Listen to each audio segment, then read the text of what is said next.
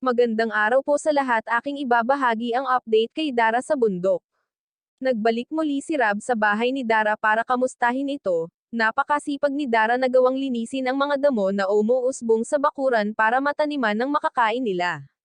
Kapag sa oras na wala silang pambili, nako si Aljan nagpatawa na naman kaya nasa kanya naman atensyon ng lahat, di mo may iwasang tumawa sa kanya, panay puri siya kay Dara at nabibighani di umano si Aljan sa kagandahan at kasipagan ni Dara.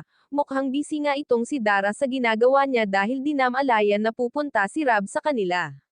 Ano ang dahilan? Walang signal sa kanila kaya hindi niya napansin o nakita ang message sa kanya ni Rab.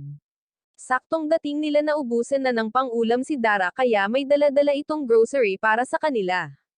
Maasikaso din pala itong si Dara. Nabanggit rin ni Rab na kung nakausap niya na ba ang kanyang tatay. Sabi umano'y hindi pa nila nakakausap ito, 2 linggo na ang nakalipas.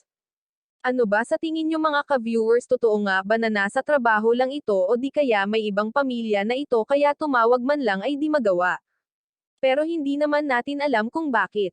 At ang totoong dahilan, kayo na lamang maghusga sa narinig nyo o napanood nyong kwento patungkol dito. Sabi nga ni Rab ay dapat sila ang tugunan ng pansin nila dahil walang kasama sa buhay kaya hindi ito pinapabayaan ng kalingap.